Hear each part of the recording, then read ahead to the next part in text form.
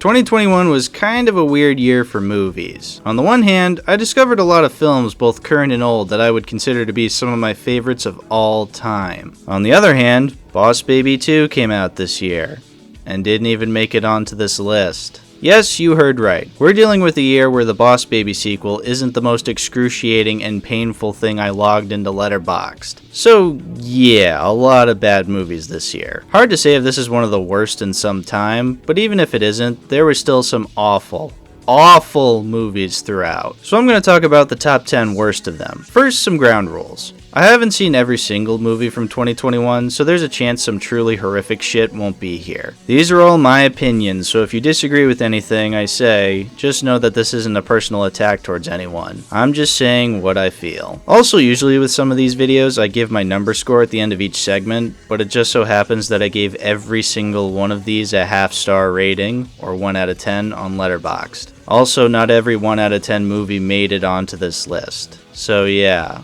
That should tell you how truly horrific some of these movies were. With all that out of the way, here are my top 10 worst movies of 2021. I'm Cruella. Cruella is one of the most embarrassing Disney movies I've ever seen. Not just the live action stuff, mind you, I'm talking out of all the movies Disney sticks their big sausage fingers into. This was one that made me cringe unbelievably hard. The fact that so many people love it is genuinely shocking to me. It is the equivalent of that meme of Steve Buscemi saying, "How do you do, fellow kids?" It has one of, if not the worst soundtracks I've ever heard. I can't remember any of the score, but I just remember the never-ending barrage of 70s hits. And I like a lot of these songs, but they don't serve a purpose except to play every 5 seconds, so it was really transparent and dumb. Emma Stone wasn't terrible, but she wasn't great. The attempts at girl bossing Cruella were embarrassing, and the twist was so bad, I shit you not, I got an enormous headache. There's just way too much to talk about. I'd have to make an actual analysis video on this train wreck to truly spell out how god-awful it is. Just know that it's bad and only number 10 on this list. Yeah, remember, we just started. Nothing. It's for free.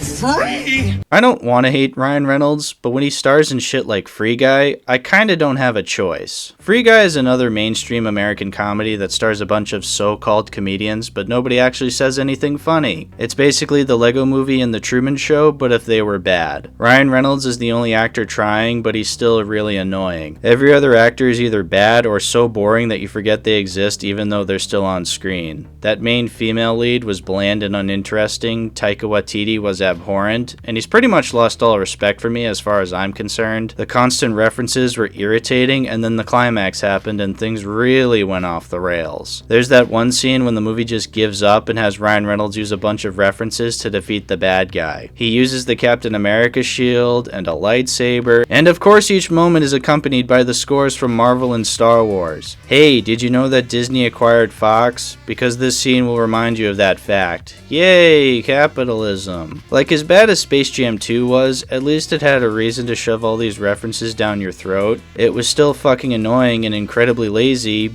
but at least it was a reason. This movie just said fuck it, and it's blatant that no one cared. So now what could have easily gone under the radar as a usually lame American comedy is now another reminder that Hollywood in 2021 is creatively bankrupt and will just throw references in at random instead of a story, and people will fall for it. And any story they try to pull is embarrassingly preachy and annoying as sin. The movie pretends to have a message about how badly indie game developers are treated in the industry, but it never actually amounts to anything, and it just feels tacked on so the movie pretends to have a higher purpose. There's a part when the movie makes a joke about gun violence in the real world, and it was really painful to sit through. This movie is just cringe incarnate. If you want to know more details about how this movie doesn't work, just watch the Jar Media review on it. Those guys really nail what's wrong with it. As for me, I don't like this movie, and anyone who says it's good should be bullied in Minecraft.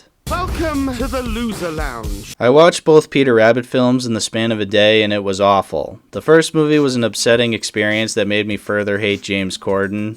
if that's even possible. The only reason I watched the second movie was because I figured, hey, might as well. Unfortunately, that was a mistake. If you want to know how bad the sequel is, Daisy Ridley didn't even return for it. She was more than okay being in Rise of Skywalker and Chaos Walking, but Peter Rabbit 2 was where she drew the line. Honestly, I don't blame her. This movie was extremely unpleasant and tried way too hard to make Peter seem like a likable character, but that's really hard to do when he's got the voice of the hand emoji. Now that I think about it, I can't even really remember what happens in this movie. I just remember James Corden being terribly unfunny, and that's about it. You know what though? I'm glad I don't remember much, because that means I can save more brain storage for more important stuff. Anyway, to wrap up, my local AMC still has a poster for this film up on the big wall, and I don't think it's coming down anytime soon. Almost as if to remind us that the effects of the pandemic will never truly go away. And I fucking love Christmas. I don't like The Loud House. I think it's a terrible show that has no charm or unique spin to it. It deserves to be forgotten like so many other terrible Nickelodeon shows before it, and anyone who is over the age of 7 who likes it needs to grow the fuck up and watch more manly cartoons. Might I suggest SpongeBob? The new seasons suck, but they can't be as bad as this show. Anyway, The Loud House sucks, and so does its live-action Christmas movie. It was an unpleasant experience, and I got more out of the commercial breaks the night of its premiere. I just didn't enjoy watching Lincoln be such an irredeemable asshole to his family, and the movie forgot to call him out for it. Also, every actor was really bad, but even if this was animated, it would still be insufferable to sit through.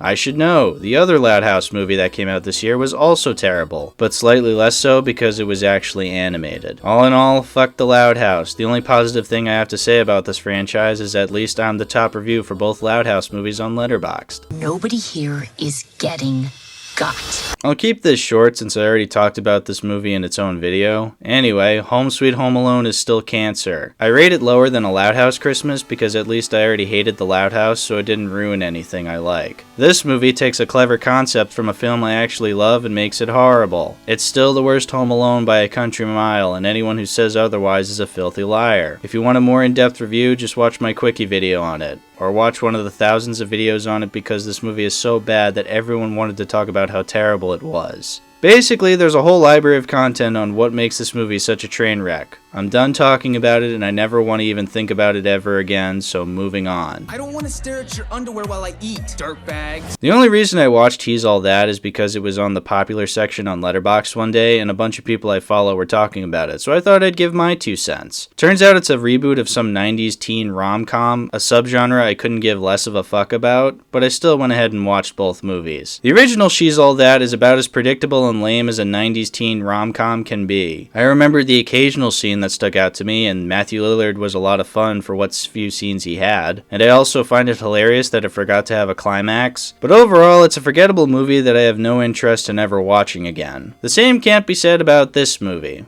Well, except for the whole never wanting to watch it again thing, because I also never want to watch this piece of shit again. It's basically the same exact thing, but minus that bizarre 90s charm. It stars some robot that got popular off of TikTok or something. I don't know. I'm too old to care about TikTok. It literally goes through the exact same story beats as the first movie, but made worse because this TikToker can't act to save her life. And also everyone else was just as abysmal. Apparently this is the same director as Mean Girls, an actual competent movie, but you wouldn't have known because these two could not be on more opposite sides of the quality spectrum. This movie has the gall to name drop Stanley Kubrick, and I refuse to believe anyone involved in this movie has ever watched a Kubrick film in their life. Fuck this movie. I genuinely have nothing else to say about it other than it sucks, but at least Matthew Lillard was in it for about, 5 minutes? Cinderella, Cinderella, night and day it's Cinderella. Cinderella is another movie that further validates me for not liking musicals. I don't know what Amazon was thinking when they decided to make another Cinderella movie. There's already a bajillion of them, and I haven't seen most of them, but I'll go out on a limb here and say that this is easily the worst one. This is just another lazy attempt to try to modernize a fairy tale to make people who find old stuff offensive feel good. Yes, the original Disney movie from the 50s is a product of its time that doesn't have the strongest role model for little girls. Then again, it is a fantasy story with magical fairy godmothers and talking mice, so I'm not really relying on this fairy tale to teach me anything substantial about real life. If you were someone who was begging for a retelling of Cinderella being a girl boss, kindly stay as far away from me as possible because you clearly are the most joyless person to be around. Anyway, this movie is really annoying. The music is god-awful. It's just covers of songs, but instead sung in the most irritatingly pretentious theater kid way. The characters are all bad. Cinderella is a bland piece of wet cardboard. The prince looks like some Disney Channel robot. James Corden is a shit-eating grin in human form. I'm assuming the movie only cast Billy Porter as the fairy godmother to get some woke points because he doesn't really do anything that interesting. He was no better or worse than anything else in the movie, so whatever, I don't care. Pierce Brosnan was a huge dick as the king. Minnie Driver was just kinda there, and the sister character was kinda the worst thing ever. She had a running joke where she would say something progressive to further improve the kingdom, and then she'd get shut down by everybody, and it wasn't close to being funny. I genuinely became less progressive the more they hammered that joke in, so that now I'm practically a fascist at this point. Thanks, Amazon. The movie tries to humanize the stepmother, even though it goes against the entire point of the Cinderella mythos, but whatever. This movie has James Corden. Its main goal was clearly not being good or likable. There is not a single redeeming element about this movie. It was somehow even worse than Disney's live-action Cinderella, and that movie was already incredibly dull and boring. As much flack as the original animated Cinderella from the 50s gets, it's a much better movie than this will ever be, so just watch that instead. Sorry, Beth Jesus, but I didn't like your attempt at Cinderella. Please make better shit, and also please don't ruin Lord of the Rings.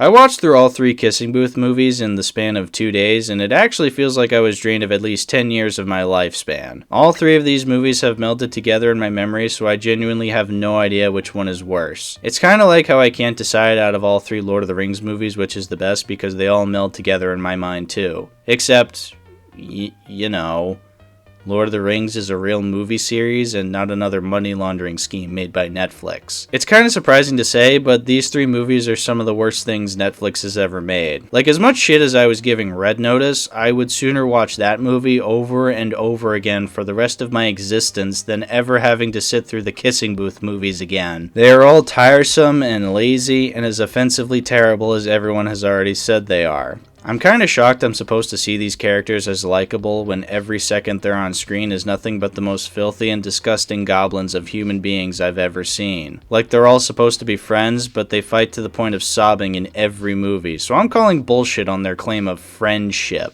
I said in my He's All That review on Letterboxd that I didn't know which was worse, that movie or this, but upon thinking about it, He's All That did have at least 5 minutes of Matthew Lillard. It's still bad, but it's like 0.001% better than the Kissing Booth movies. Like I said, there's so little I can say about this movie because all 3 of these god-awful massacres to my sanity have just melted together into a hodgepodge of Joey King crying face in a nice California beach house. So I'll just leave it here. Autism has become an epidemic.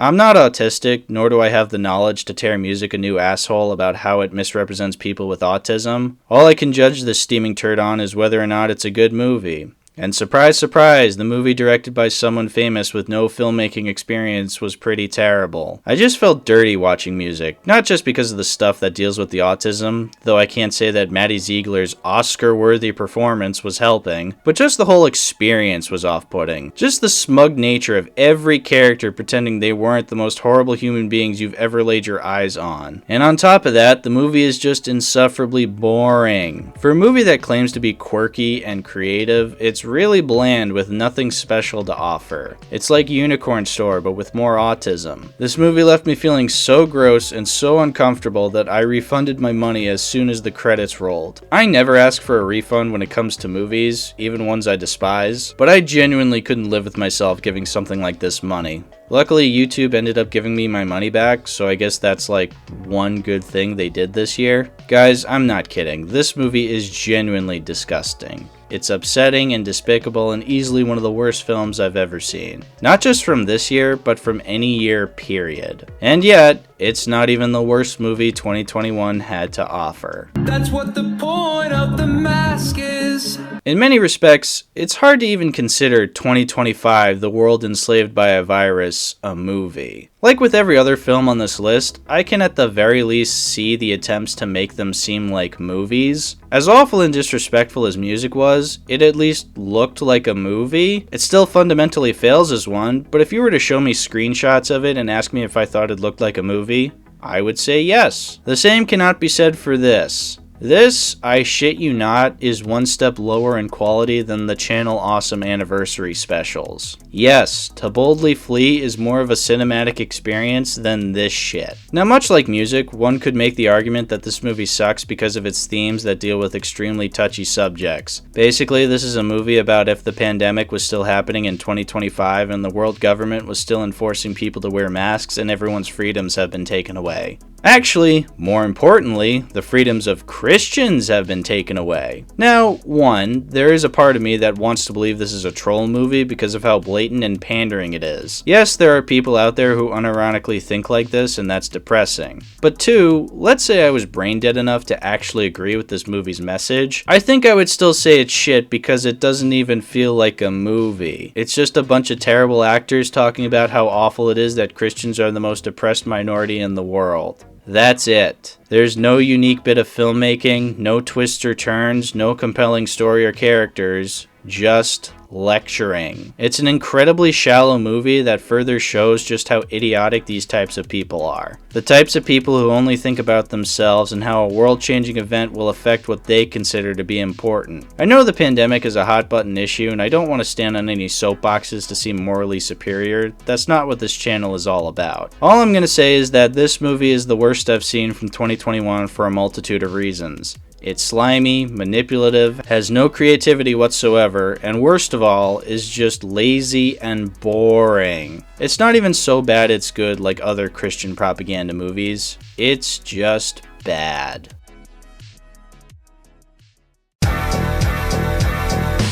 So yeah, those are the 10 worst movies I saw this year, and that still doesn't include the other bad movies. 2021 was such a strange year for movies. Like I said, a ton of them felt lazy and manipulative, and that's something I can't stand with modern filmmaking. Barely anything is original anymore. It's mostly reboots and adaptations and sequels to movies from long ago. And while yes, you get the occasional original idea, sometimes that original idea still ends up being boring and monotonous. But with that said, while I do find a ton of these movies annoying, they do help me to appreciate the good that still exists. Whether it's the good stuff I did see from this year or the good movies I've loved for years, these movies have helped me to appreciate the good that can come from cinema. Which is why I want to talk about my absolute favorite movies from 2021 in its own video. So stay tuned for that top 10, and always remember, if there's one thing to take away from 2021, it's that there are worse movies than Boss Baby 2.